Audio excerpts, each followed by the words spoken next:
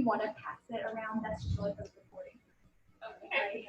If you forget, it should go. But okay. You want me to just kind of? Let's just leave that for now. She might come in, so we'll let Nelda come on in if she gets here. Sounds good. All right, we're going to go ahead and get started. If people keep coming in, that's fine. Welcome to the Center for Career Development. For those of you that this might be your first time here, we're glad you're here. This is the first of our career conversation series, first one of the year. This series is focused on museums, archives, and libraries. So we have some wonderful panelists here that are going to impart wisdom on us. So thank you all that are here. My name is Leslie Pointer. I work here in the Center for Career Development. So I'm a career consultant working with the humanities and the arts and sciences as well as the College of Communication. So if you are in those majors and interested in this type of career or any other careers, I can definitely help you with me. I've met with a couple of you. I see some familiar faces. So I'm glad you come back to our office. So we will go ahead and get started just with our panelists. If you could just introduce yourself and where you're coming from as far as like what's your current position, and then we will go from there. And know anyone can start. Sure.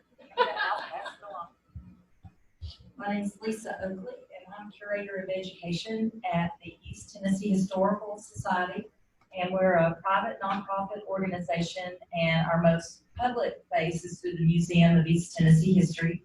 And we're located in the East Tennessee History Center. That's a lot of titles. Obviously, we're about East Tennessee history, and we are in downtown Knoxville across from the Tennessee Theater. And the building is actually part of the library system. And if Nelda is able to come, she can talk more about Knox County Public Library. But we have the McClung Historical Collection, and archive, the Knox County Archive, and the Tennessee Archive of Moving Image and Sound also in the building. So lots of partners doing lots of things. And I work primarily with K-12 students and with teachers, but I've been there for 28 years and just about worn every hat, so glad to be here. Hi, I'm Niku Haidar. I'm an assistant curator at Fisk University Galleries in Nashville. I have kind of a funky voice today because I don't know if it's allergies or what, but bear with me. I also do lots of things, so I've only been in my role for 2.5 years. We're a university gallery. Fisk is an HBCU. It's over 150 years old, and we have an extraordinary art collection. We're particularly strong in European art, modern art, contemporary art, African art, modern African art specifically, so 20th century works, African American art, and I do lots of things. So I help curate exhibitions, I run programs. We talked about programs from 0 to 12-month-olds. We have babies in the gallery. We do continuing ed for seniors, everything in between. So feel free to ask me about any, facet of that kind of work. Great to be here. Hi everyone, I'm Laura Romans, and I work here at the UT Libraries in the Manuscripts Archivist and Special Collections. And my role essentially, the manuscripts collections are one of 4 parts of special collections, and I oversee those collections pretty much through their whole life cycle, mostly overseeing the processing or reprocessing of the collections, but everything from acquisitions all the way to facilitating their use. So that also means doing instruction, creating digital collections, doing exhibits, events, things like that. And I've been in that role for 3 years, and also happy to be here. Thanks. Hi, I'm Katie. I'm with the McClung Museum right here on UT's campus. If you don't know about us, you should, because we're your campus museum. We are a natural history and culture museum, so we have a pretty vast amount of varied collections and exhibitions that you can visit and take part in as part of your research and your scholarship at UT. I am the curator of academic programs, which means that I'm essentially the liaison between your faculty and staff and the museum, and I also do educational programs for college students. And that kind of dovetails a little bit into our adult programming as well. I've only been at UT since July, so I'm still getting to know our campus and our museum, but I've been in the field for about is the museum, nonprofit, art or culture field. Thank you. So it seems like we have, definitely a variety as far as what types of archives and places that you're working. Can you each just talk a little bit about your educational background, whatever your maybe bachelor's, master's, if you want?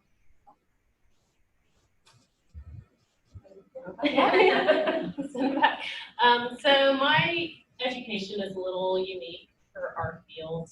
Museums are getting more and more specialized, but I don't think that that's necessarily the singular path.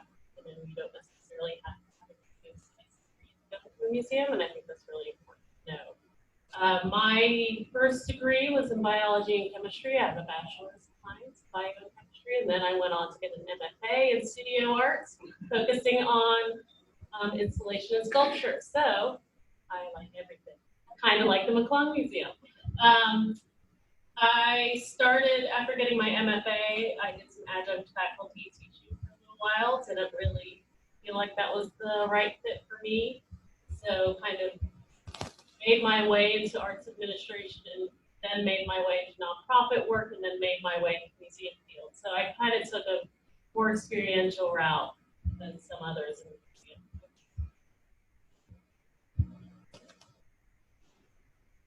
I got my bachelor's degree in history at the time, thinking I would be a history teacher. And thankfully, through a work-study program, I worked in our university special collections at my undergrad institution, and that sort of opened my eyes to a different history-related profession. It wasn't teaching. And so because of that, I decided I wanted to pursue working in archives and special collections. And so I then went on to get my master's in library information science. And then after that, entered into the wonderful workforce and worked on a grant-funded project in South Carolina for several years. And then so sounds like nobody has a really straightforward path. Similar. Actually, all my degrees are in art history. I have a BA in art history, MA in art history, and PhD in art history. And I do teach art history. I teach a class in addition to being a curator. A lot of curators don't have art history backgrounds. In fact, the director and curator of Fisk Galleries is as an MFA. He's a sculptor. I also co-founded a nonprofit organization that's focused on Iranian diaspora youth. So I had this whole community building component to my work. And I started that when I was a senior in college. And so that seems really unrelated to the work that somebody in a gallery might do. But in fact, it's been really beneficial because I'm constantly working with students and faculty to get them engaged in programming and trying to build new things and trying to create new opportunities and interesting possibilities using our collection as the foundation. So some of these things you do in life that don't seem to relate directly to the path you end up on, sometimes they're really, really important to informing the way you do your work well. I'm a UT alum. I got my undergraduate here at UT in history. I always had in the back of my mind that I might want to teach, and I love the idea of teaching our youth, but I couldn't get enough history. I didn't have a good history teacher in high school. I never had really a history teacher that brought things to life, and as soon as I did, it was like, oh, this is great. So the content drove me, learning drove me. When I was an undergraduate, and that's what I try to recommend to all students at the undergraduate level, is do what you're passionate about, learn while you're in that environment, and then begin to think about what do I want to do. And I guess the other thing I'd say as a component at that time is I was a working student. I had a family at that time, and my boys went through school basically with me. And so I worked full time at the same time. Now, not everybody can work full time, but that work experience helped me out a lot too in my career in learning how to work with people. And so I just want to challenge you to think about, just know that everything you do will contribute to some of those decisions you make. Don't think that it's a waste of time. So then I went on to, very early on, there wasn't public history. The field was not really professionalized yet. And so that's what we're talking about. You come from what you're passionate about, what your content is. But at that time, they had just started a program at NTSU called History with an Emphasis in Historic Preservation. And I knew, because I love museums, I love family stories, I love that part of things, and that's from my family influence, my father. When I found out I could go to graduate school and learn how to do that, so I went to NTSU, graduated, finished with my master's, and fortunately was able to come home, and the East Tennessee Historical Society was just finishing their campaign, and I started as the curator of the collection. I've done every job except director at the Historical Society of the Museum. That's been just an incredible experience. So content drove it first. And I would say at the undergraduate level, that's really important. And then you kind of go a route where you feel like that your skills, you know, where can you combine your skills and your interest with your content interest? So that's kind of the way I went. So you kind of alluded to this, but what are some things for each of you that you feel set you apart? Maybe when you were job searching, what are some experiences that helped you get to where you're at today? So actually, as you were talking about being driven by content, I just want to mention a little something about my non-gallery work, starting the nonprofit when I was a student still.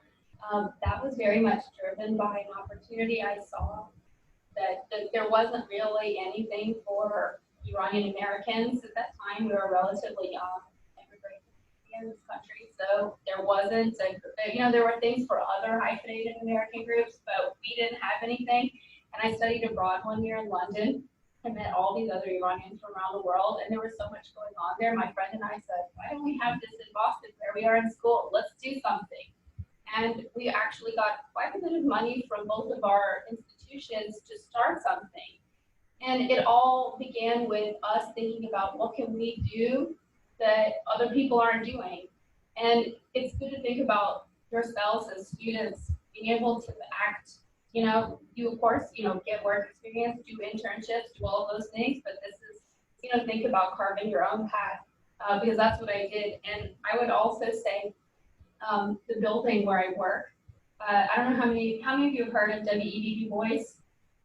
Yeah, good. I should hope so, but so Du Bois went to Fisk, and he graduated in 1888, 1889 that year. And when he was a senior, he built the first gymnasium on a predominantly Black college campus in this country, and that's the gallery where I work. So if you think about something a little bit more magnificent. And that was the beginning of a really powerful intellectual career. He was doing things even when he was a student, making a big change. So just think about not just what you're going to do in the future, but what you can do now.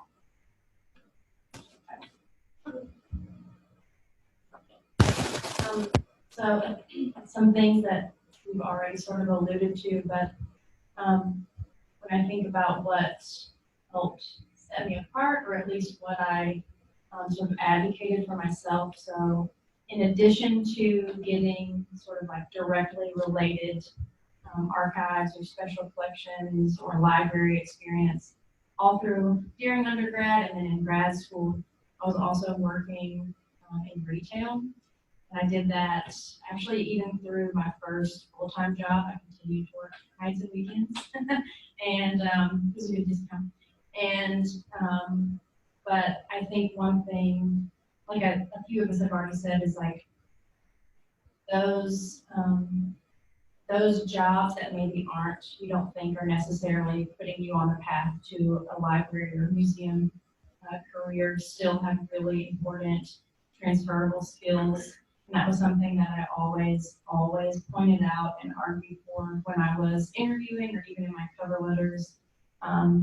especially because, as most of us can attest to, these positions are not, a lot of times we have this, the idea that if you work in a library or archives or museum, you're sort of like tucked away in a dusty corner and like you never see the light of day.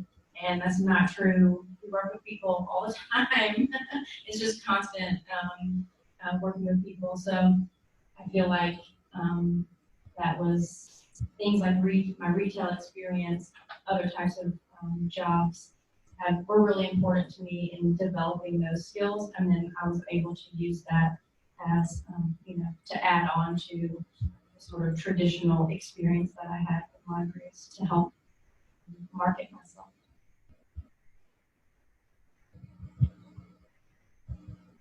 So there are some jobs that are pretty tucked away in museums, but they are really rare. So if you're the kind of person that does like to kind of sit and just be real academic and do research, curators and registrars and collection managers tend to be a little more inward facing as far as the institution is concerned. But you will never, in this day and age, ever completely be by yourself. You have to have those people skills because now it's becoming more that those people are still having to do talks or present at lectures or meet with educational groups or do some teaching on the side. And the jobs that are more available I would assume it's probably the same for archives and libraries, but in museums specifically, the jobs that are available are the ones in education and the ones in development.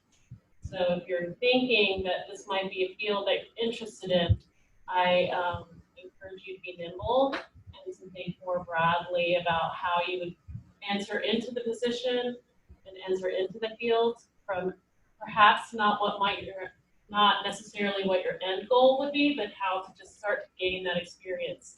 Another field is visitor service, which is kind of tangential to education. So even if you're like, I want to be a curator of history, I want to put the exhibitions on the wall, or I want to be the one that writes the label copy, you got to work your way in, starting somewhere, and usually it's visitor service, education, or development positions. Those are where we need people.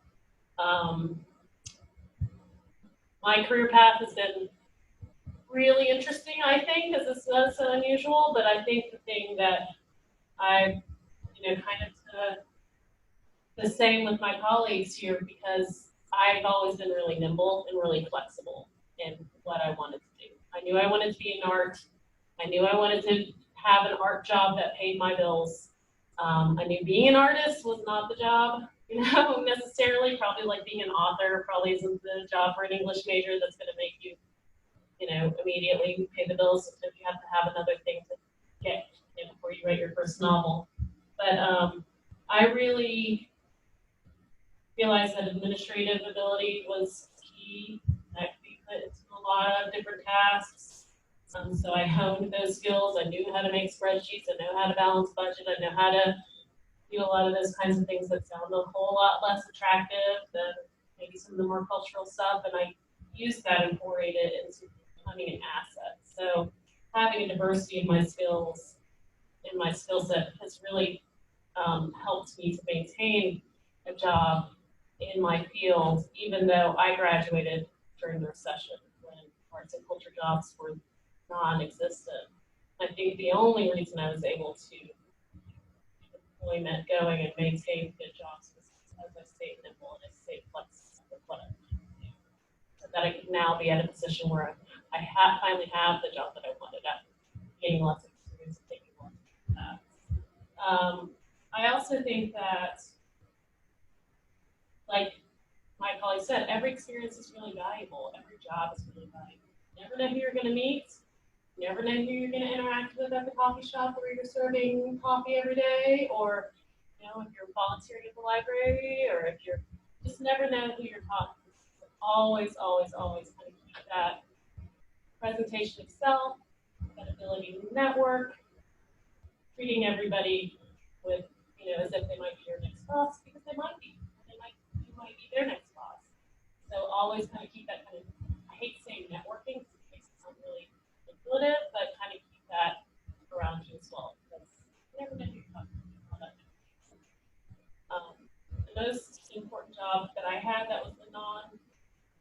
related job was raft guiding. I know that sounds silly, but I was a raft guide for 15 years. And it taught me how to talk to people, how to make people have a good time, make people learn a thing while they were doing a task while I was doing museum life and that, at least in museum education, right? I think to follow up, just some pointers of my experience. So there's a lot that you can do while you're here in this environment, working on your whatever degree you may be. Most of y'all are working on your bachelor's or, as undergraduates. If you think that there's something you want to explore, now's the time to explore. Volunteer. It might not be that you have a paid position to do something. Volunteer, try it. As I said, I really suspected that I wanted to teach, but I graduated without a single education course. So I could never be a teacher because I had a family, I needed to have an income, and I couldn't go back to school. If you have a suspicion that one of the things we said is visitor services is important, work in retail. There's no better job to have than in restaurants or in retail because you learn so much personally about yourself. All those little experiences you might have, or you might just want to volunteer in some way. Those things, you have the opportunity now, even though you're stressed, you have an opportunity to do some of those things. So I think that's what I like to just point out, and it's all about experience. And do you all know what the word curate means? Everybody have kind of an idea? That's becoming a catchword. A lot of people are getting tired of hearing it because it's used in other terms besides just our positions. But I think all of our positions, we have kind of curated our experience to lead us to our positions. But the key is that we are serving a public. We are serving, and we do serve. We serve a different public than you do in retail sometimes, but we are serving in these fields, and it gives us some flexibility. It gives us some interesting experiences because we are stewards in each one of these fields. We are stewards of collections, and that's what makes it so exciting. So if you think you suspect that you may want to go into one of these fields, first concentrate on the content you're best at, and because we all still have to be responsible for being historians, being scientists, being whatever, because that we're translating that information in a different format. So that's what I think. I don't know if I added anything or not.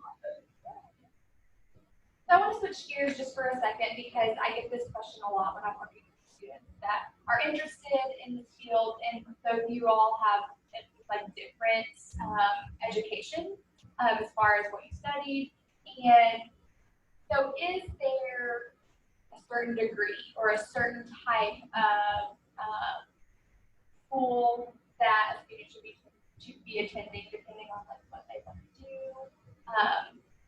What are your ideas? I know that many of you probably either hire people or sat on hiring committees. So what do you look for as far as education goes when you are looking at hiring a curator or someone? For us, if it's a professional track position at entry level, typically there are enough master's programs out there. But I will say, if you have an undergraduate degree and 2 or 3 years of experience, sometimes depending on what those experiences are and volunteer time, sometimes that can compete with someone coming straight out of a master's program with no experience. We're looking for someone with experience.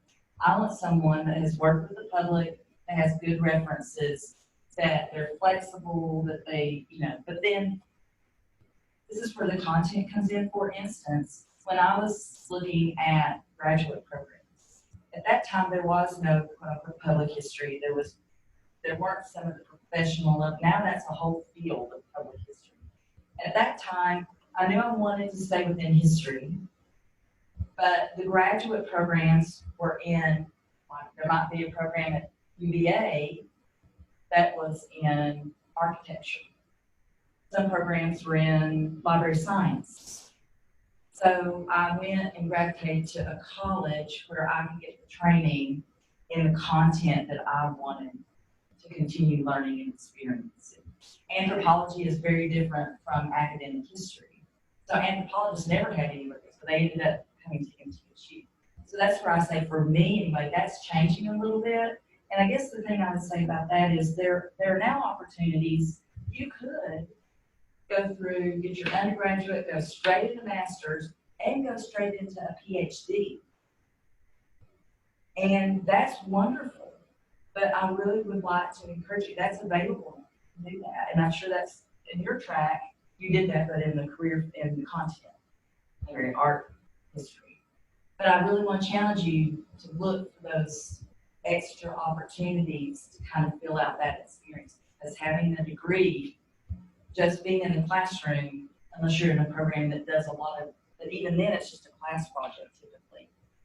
Really search out those personal experiences. So that's what I would say to education.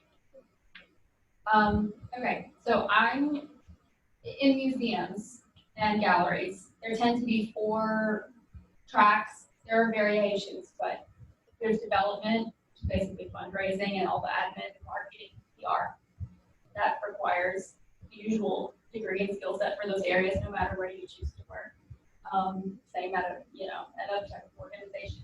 Education and interpretation. So the people who are doing the programs, some of those people have PhDs in art history. Some of them have PhDs in other areas, public history, history. So you can get into those jobs because you're good or you have a good mentor that's going to vouch for you or help place you in a job, but you're always going to compete against people with PhDs. So bear that in mind. The other area, conservation, you don't want a PhD in art history, you need to be a scientist. If you want to be a conservator, if you're a chemist with a little bit of art training, that's more valuable than an artist with a little bit of chemistry. So whole different area. Curatorial, so that's where I sort of fit into the puzzle, though I do wear many hats, as I said, because I'm at a small institution and that's pretty standard. Curators tend to have PhDs in art history. I would, some people get museum studies degrees, but they're really bad data on outcomes for those. I don't, proceed with caution. You learn valuable stuff, but don't expect to get a dream job coming out of a program like that. I would say same for art business. You go to the Sotheby's art business program, that doesn't mean that Sotheby's going to hire you afterward. But you do get to meet people. But there are, as you know, my colleagues were talking about networking, there are ways to meet people without paying that, admission fee. So, but I will say, that in terms of your question was education, track, signaling. And the institution does matter because, and sometimes this is something, so I don't know how many of you are thinking about this, so I hope this is relevant to at least some of you. My weird voice is really kicking in. The institution sometimes is less important than your supervisor. So you might go to this random institution that people won't necessarily recognize as like a top school, but if the supervisor in early 20th century African art is fabulous, and everybody knows that person is the most important scholar in that niche area, go to that school. So my advice is, you want like everything. You want all the degrees, you want all the experience, you want that concierge smile, because our gallery, we do consider it a concierge experience. And even curators that you think of as tucked away, you have to get loans from other venues, and you have to chit chat, and you'll get visitors. Usually curators from other institutions, you take them around. It's really, and that's fun. I don't know, to me, it's really fun. So you get the tucked away, and you get to like have real relationships with people that are working in the field, but it's a small field. So all you need is that first good mentor. And I think you're really lucky because you have some valuable institutions here on campus. So it's kind of a no-brainer. There is an opportunity. I'll speak a little bit about the archives, education for archives, and for academic libraries together, since I'm I straddle both of those realms. I would say specifically for academic libraries, the biggest thing would be to have, the main track is to have your master's in library and information science. One thing that's a little different here as opposed, or at a medium to large sized university, as opposed to a private institution or a smaller institution, is that of course the library itself has its own human resources, but then we answer to the university's human resources, which means that when we do job ads and when we're doing interviews, we have some really, really particular things that, some particular lines that we're looking for. There's not a lot of wiggle room. So I say that to say that almost all of our library positions here require the MLIS from an ALA accredited university. Within that, there are of course some programs that have a better reputation than others, but I would say it's not a make or break. We typically don't, at least the hiring committees I've been on, we don't look necessarily at what institution that they went to. And so from your perspective, if you're interested in getting your master's in library information science, I would suggest there are, of course, lots of variables depending on if you can move, what you can afford. So I'm not glossing over those because those are very important things to consider. But once you've assessed those things, it's really about the program. And if the program has, as was mentioned earlier, if the program has the content that you're looking for, MLIS programs can really vary. So some programs are more focused on archives, special collections. Some are more focused on school library media specialists and K-12 librarians. So it's really about sort of getting in touch with those programs and studying their catalogs to see what types of courses that they offer and if it speaks to what you're interested in doing. I'll also add that for archivists, if you're working or looking to work more in the private sector, then an MLIS is not necessary or not necessarily required. A lot of times they're looking for MLIS or the equivalent, and so that you can speak to maybe with different experiences. There's also the opportunity to become a certified archivist. That's a different program. It's not a graduate degree, but it is a certification. And that's something that in the private sector is often more looked for, or at least considered an equivalent, as opposed to in an academic setting. They're typically just looking for the MLIS. I want to double down on what you said earlier about taking advantage of the time here and utilizing every opportunity around you. And I know you guys, as students, are strapped, working, doing classes, maybe you have a couple of jobs, you have a lot of responsibilities. I'm not saying that, but there is the ability to get entry-level museum jobs out of undergraduate, but it might be something as small as working at a museum shop or working an information counter. More likely, that's in a bigger market than Knoxville, so you might need to go to Nashville or down to Atlanta or somewhere where there are just more places and slightly bigger institutions for you to kind of tap into. But it is, so the museum field is in a bit of a crisis where it wants to change how it recruits new talent, but it's stuck in this model where you're competing against education levels that are so high that it makes it really hard to get in without an advanced. And it's an ongoing conversation in our field where we want to be more inclusive and we want to be more equitable and we want to be more diverse and on all levels, socioeconomic level, race and gender, all different ways, but it's not, nobody's really solved that problem. It's still a problem. So it is really difficult to get a job at a museum on a more, on a better paying level, besides entry level, without at least a master's. And then if we're thinking about curating for a really big institution that's somewhere famous that you've heard of, like the Met or something, you have to have a PhD. But in the degree programs that people are looking at nowadays, are really specialized. There are museum studies, master's degrees that I think are actually really good, and you've learned some really valuable stuff. There are museum education degrees that you can get. There are some that are online. I know the one in University of Florida, I think it is really spectacular. And, you know, since it's online, it's a little more manageable to do while you're still trying to get some life experience. And even then, you get out with your master's degree, and the museums will be like, oh, well, we still want 2 or 3 years experience because they have the luxury of past that.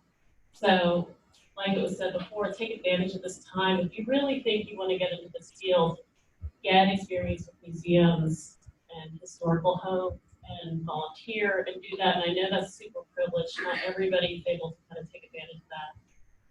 But that's how you can start to build those relationships and build that experience right away. Also, it is a really small community. We all do for real know each other. You know, there's a specific conference I'm going to in October. We're all going to be hanging out.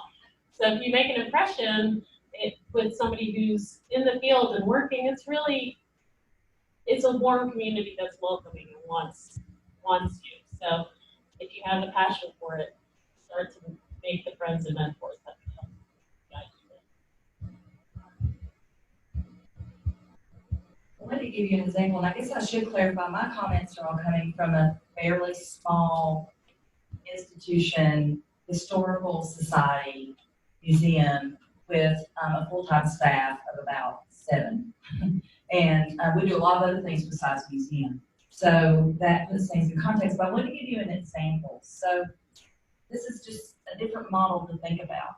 Depending on what you're needing to do when you graduate with your bachelor's. If you're thinking, well, I might want to go to graduate school, but you're not sure where you want to go with that. There was a young lady that actually got her bachelor's in anthropology, archaeology. She went to work for the National Park Service in their archaeology program, and was out west. She lived here. She grew up here, and she worked for them for 5 years. And all of a sudden, she started thinking, I might want to do interpretation, figure out what nonprofit works like. So she wanted to move back, and she called me, and we talked all along about what she was doing. And I said, well, why don't you come and work for us part-time instead of paying someone to do a master's degree, and you don't know yet if that's what you really want to do.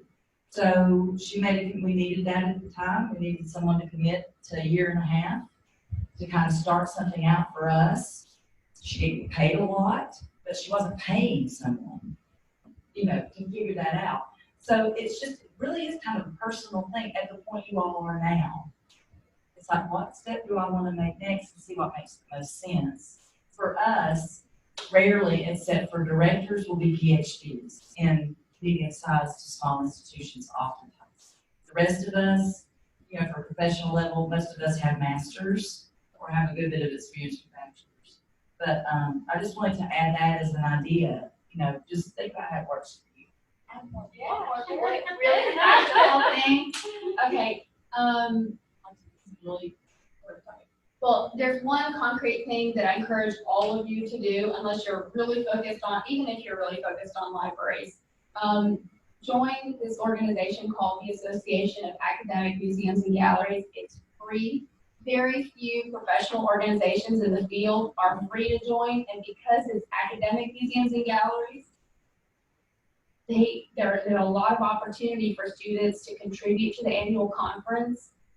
And I just think that it's a why not, check it out, AAMG. And I hope, let me know anybody who's interested in getting involved. I'm also the Tennessee State rep, so I'll give you my card afterward if you want to find out more about how to use that to your advantage. Thank you. That's a great segue into my last question, and then I'm going to open it up to our students to ask any questions they might have. Is just what are some, you mentioned that resource, are there any other resources that students should be looking into? And then also, within these resources, are there places to find volunteer opportunities or even internships or ways to gain experience? Wherever you are, wherever you move, introduce yourself to the community, go visit places, talk with folks, and ask them, do you have any needs right now? The difference for us between an internship and a volunteer, internships are typically more time, it's project oriented, it's much more intent. Volunteer is a little bit more relaxed. You know, can respond to the things you want to do. But I think the personal connection is really important. Actually seeing someone face to face, making a call, can I visit with you or whatever, you can introduction, email, but making that personal connection and just asking folks. And the library is often a good place to first go to find out, or a local museum or something like that. But there are other nonprofits working with an animal shelter, something like that. All those kinds of things kind of give you a sense of that experience. So I'm the kind of person I like for somebody to just email, set up a time, and let's visit. Just go to museums and libraries and galleries a lot, and you'd be surprised. You'll probably be the staff will recognize you. I've actually intercepted students at Fisk that are in the galleries all the time, and I said, why aren't you volunteering with us? You're here all the time anyway. And I just think it's really easy to ask. People love helping students. You have two people on this panel who come here to help you from your own institution, and you have somebody from the community who's sound pretty open. And if you guys are from Nashville, you know, or want to do something in Nashville, I'd be happy to talk to you about opportunities at Fisk and at other institutions in the city. You know, we have a brand new Tennessee State Museum that's opening. I know they're actually hiring like 12 people right now. So your seniors, you might want to check that out. Vanderbilt Fine Arts Gallery is hiring at a higher level. This graduate student can see that. And there's a big new library or archives for the state that's opening too. So there's a lot happening in the state. Nashville's big right now. And I think, you know, it's really good to start here while you're a student, because your faculty and your museum and library representatives are incentivized to get your career going, because that's part of our mandate. That's what our job is, to help you train in these fields. So if you're not taking advantage of it, somebody else is. I definitely agree with everything that's already been said. I can think of three quick things to add. One is sort of in addition to going to places that you would be interested in, maybe volunteering or working and just meeting the folks there.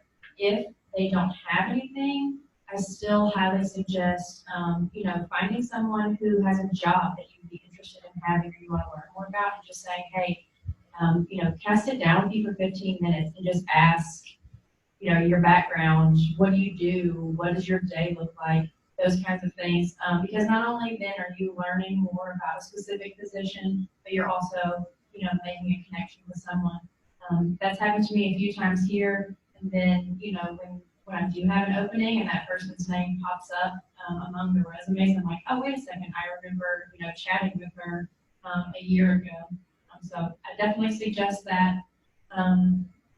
Kind of also thinking back to our talk about education and what might be the best path. Another good resource is job ads. I highly suggest looking at job ads, even if you're like, I'm really far away from ever applying for a job, but going ahead and looking at what are the jobs that you're interested in, what are they asking for, what are they looking for, that can help you kind of decide, you know, and not just the educational path that you maybe want to take, but the skills that they're looking for, kind of current trends in the field. And then lastly, specifically for archives, I would suggest as a student joining the Society of American Archivists. That's our big national organization. And being a student is, even though it seems daunting to join a national organization when you're a student, it's actually the best time to do it, because plus it's free, like the one you mentioned. Student rates are much more primo than when you have a full-time job. So it's the best time to sort of like take advantage of being a part of an organization and just getting on the emails and the listservs and just seeing what people are talking about, what are the problems that they're having, interesting things like that. And then that's also a way to see if people are looking for volunteers or internships or things like the showing up thing is so important. I think especially in galleries, the spaces are smaller, you literally can see everybody. But and I'm a big advocate for the professional interview too.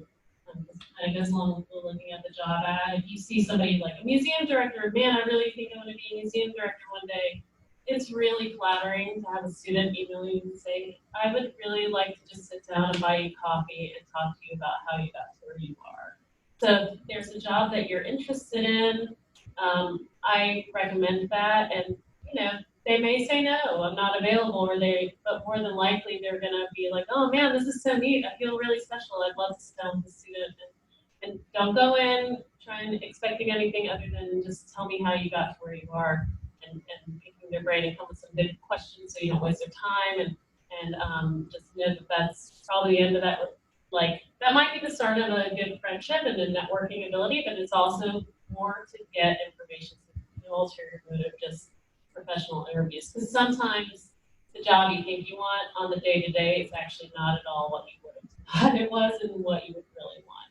You know, I never would have actually thought when I came out into my field that museum education would be for me because I never really thought I'd want to have such an outward-facing job. I'm a pretty deep introvert, so it's actually very taxing for me to go pop into a gallery where it's a bunch of strange faces and just randomly walk up to somebody and be like, hey, you look nice, let's have a conversation. That's really tough for me, but you know, it's kind of one of those, as an introverted person, and as I think a lot of us that are kind of attracted to these kind of scholarly jobs are, you just kind of have to acknowledge that weakness and push through it and know that you're advancing towards something different or within the strengths you have. So definitely show up, network, meet people, volunteer. We are a labor poor field, in which by that I mean there are not a lot of jobs in our field, but we need everybody. So we will always take volunteers, volunteer docents, and if we find a good one, we will not let you go. So you know, really reach out and make yourself available. And I know that again, that goes back to I know you guys have a ton on your plate. I know you probably have jobs. I know you have a million classes. I know you have all kinds of obligations, and it's the whole working for free philosophically I'm super against, but there is an element to just showing up.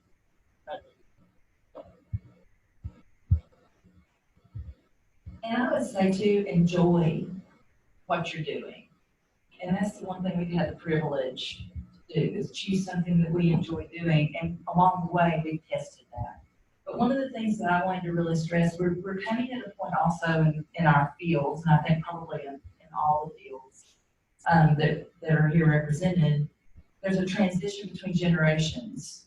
Not only the way things are done, but the generations. There's actually a gap of people just younger than me. I'm the first to come through programs where they actually trained you to do this.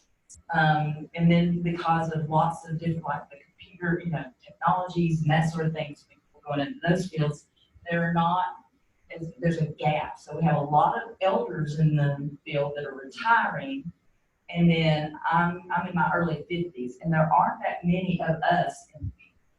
And then there's a lot of folks coming in behind. So the one thing I want to really stress is there's a lot to learn from those that you encounter in the field starting out. But we have a lot to learn from you. So any opportunity you have, but I want folks to realize that you may have, you know, a master's, you may have a PhD. The wonderful thing about our field, and the thing that, besides being flexible, is realizing you go into that job and you're still an apprentice. There's still a lot to learn, and that's what's so rewarding about our field. I'm always learning something new because of the people I'm working with, the collections I'm working with. So I think it's a real opportunity to grow in a career field at whatever point you go in, but it's a shame sometimes when folks go in and think they know everything, because you're really shutting yourself off to where the potential really is in these fields. And to be successful, I think that's one thing we look for in interviews. Someone that's coming in because they're anxious to get started and learn. And this is the prime time to do that. Please. I want to open it up to the audience. Are there any questions? Anyone have, even for specific panelists, since we kind of have a variety?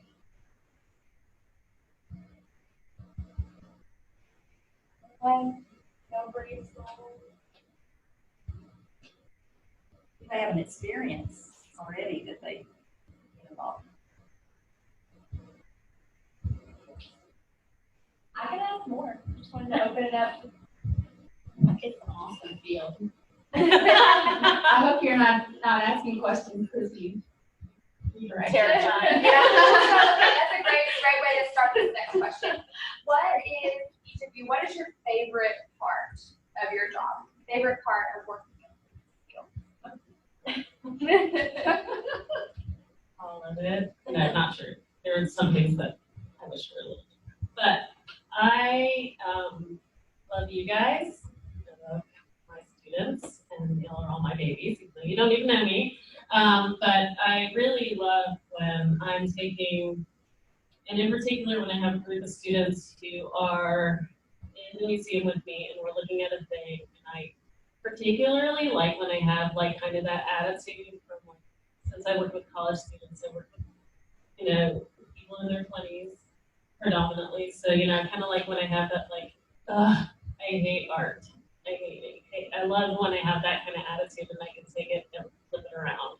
It's so satisfying because, sometimes people are forced to come to the museum and they're forced to engage with me. And I just really like it when I can change their mind because I think that sometimes people are turned off by a bad experience or because they feel like they're not invited into a conversation. And if I can change that opinion, it's just really, it makes me feel like I've done my job. But I also really like a lot of times there will be epiphanies that happen for me. So a student will say something that I hadn't thought of or see something in a completely different way, and it gives me goosebumps every time. So it's a great field. I really love it. I love my job so much. It's so fun. Very rewarding to finally find something. That's your thing.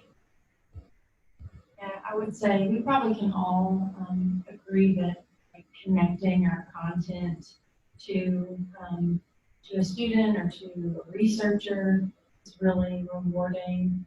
So I won't rehash that, but that is a part that I love.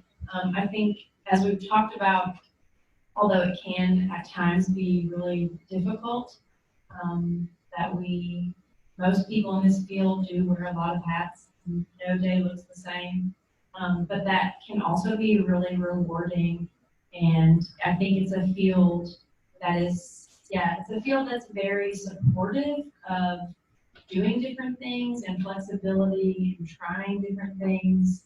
And it's even though it maybe doesn't always seem like this, it's a very progressive field. And so I think that is an exciting aspect of it.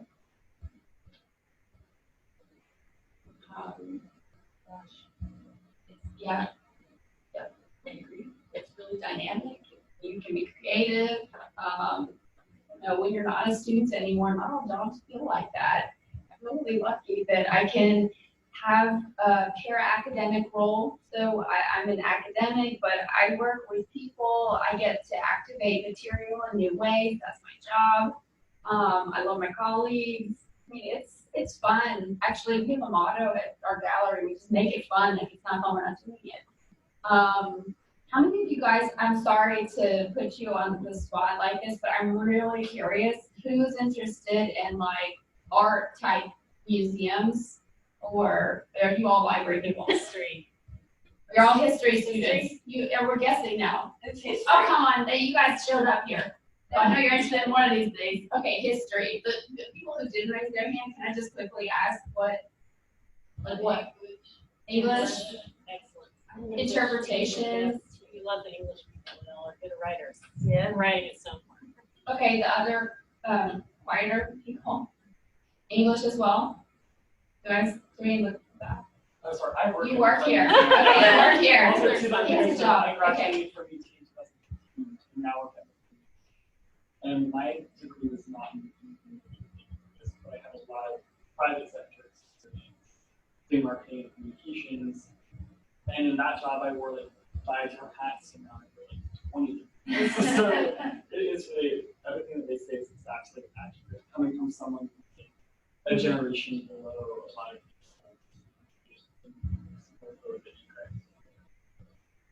English and history, so you're thinking but more like an education, I would imagine, like type track and interpretation. And as I forget who said this, but it's true, it is a growing area.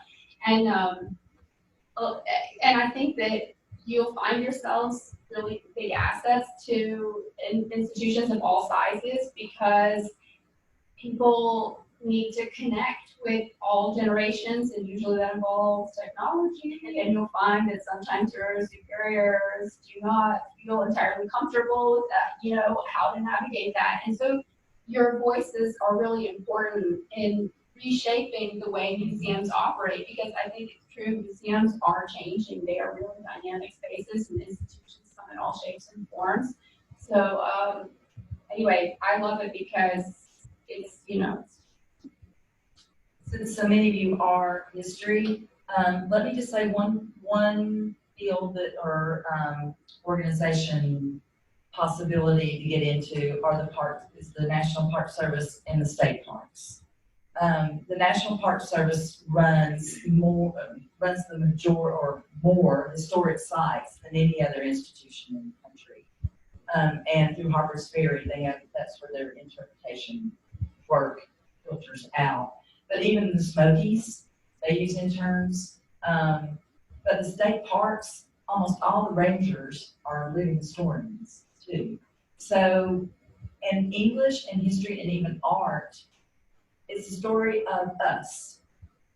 It's the story, we do National History Day with students. And we'll have science students do really well at National History Day. And they get into the science background. So take again your passion.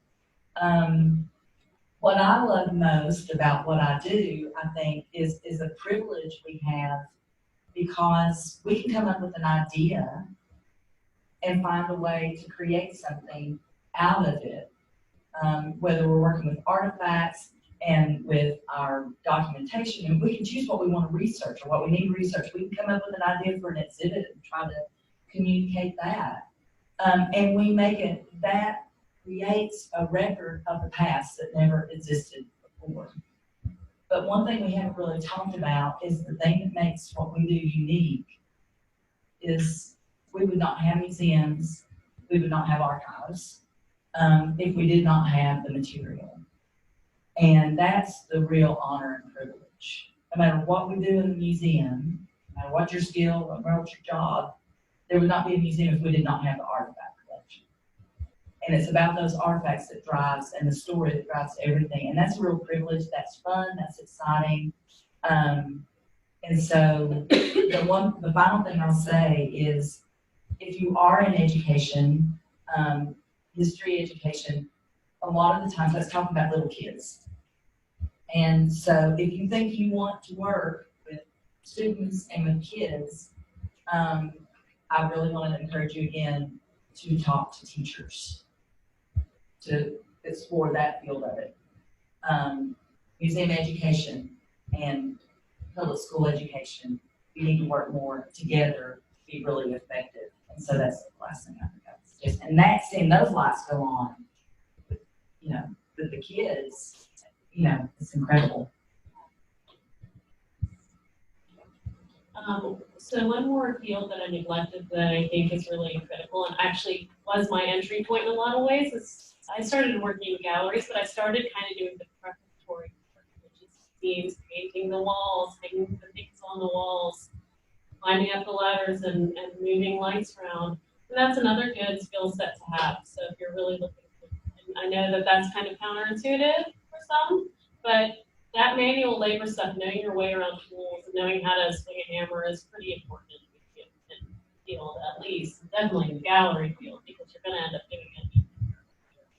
You're going to have to rehang this thing. maybe less so in the archives and collections. We all do exhibits too, but it's good to know how to have a little bit of that more manual labor skills. So that's, I know we're throwing out a million different avenues to you, but know that there are a lot of different positions available, a lot of different ways that you can leverage personal talent.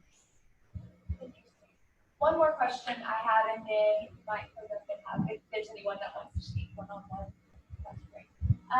What skill do you say you use the most, or what's the most important to have in your job?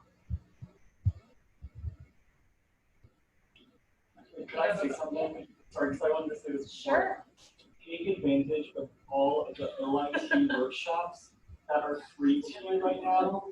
I know they're boring. I know that you don't want to take 3 hours out of your day and like go learn like bare bones Photoshop from someone. But like as an employee at UTK, I go to those because like I need a refresher sometimes, and like I have to make videos alone and like get familiar with all this software. Do it now. It is so imperative. Once you're out of school, those classes can cost $150, and they're actually less than because, like everyone has said, you juggle so many different hats. One day you might be painting a wall, and then the next day you're editing a video, and the next day you're directing a photo shoot, and then the next day you're writing a press release. Like, go to these workshops. Like, those people want to help you do the service resources, and you can't get that training anywhere else. So please do it. Please do it. And I'll be there, so we can hang out and ask questions. Thank you, that's a good point. I'd say a skill that I use regularly and one that I didn't, just because of my personality, I guess, I didn't, even when I was in grad school, I didn't anticipate, is management skills. So I knew I wanted to work in archives and special collections, and when I was in grad school, I was very, very focused on getting my first job. Like that was, I wasn't thinking 5, 10 years in the future. I was like, I just need a job. And that job is probably going to be somewhere processing collections. And it never even occurred to my naive little mind that within 3 years of graduating, I was then, overseeing one full-time staff member and between 5 to 7 students a year, and then just in addition to just other management things. So that was one thing that I didn't think about. That's a skill that I use regularly, and that goes back to what we've said several times, which is that's a hard skill to get experience in, especially if you're in your field related experiences, because a lot of times you're volunteering, you're interning, you're kind of doing project specific things, and you maybe aren't necessarily overseeing someone. But again, think about the other jobs that you've had, retail, in a restaurant, whatever you've been doing. More than likely, you've had to train somebody, or you've been sort of in charge of other people, and those are skills that will definitely come back up.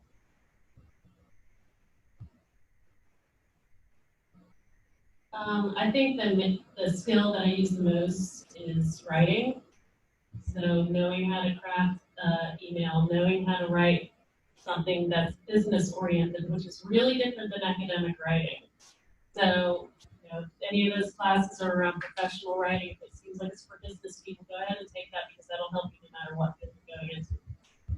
Know how to format and write a proper greeting and answer the phone, just administrative skills in general, but really writing.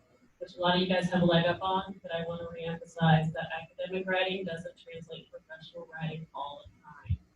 And then when you get into the museum world or even in collections, I'm sure in archives when you're doing writing for the public, it's going to be very different than writing fellow professionals. So that I would say, and I would also say that I'd go back to my flexibility and ability to say yes, even when I'm super uncomfortable, even when I'm like, I'm not really sure I can do this. Someone asked me to do this, I'm just going to say yes, I can do it, and then make it work. So that kind of belief in getting a thing done and in your own abilities and just taking advantage of opportunities and networking where you can fit in even if the opportunity is there and making your way.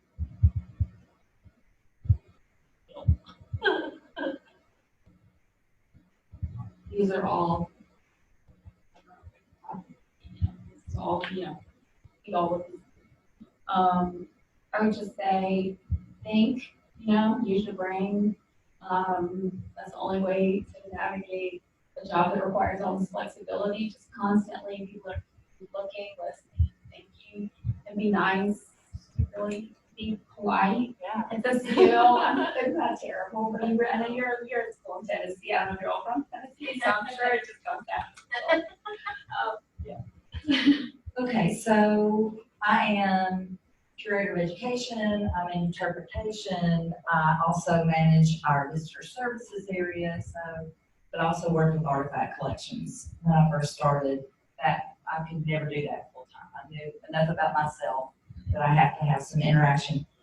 What's key is knowing how interpersonal skills, understanding how it is to work with a supervisor, understanding how you work in a business environment, how you work with coworkers, what are expectations, but then just being able to work with, talk with people, because you're not always going to get along. So how do you work that?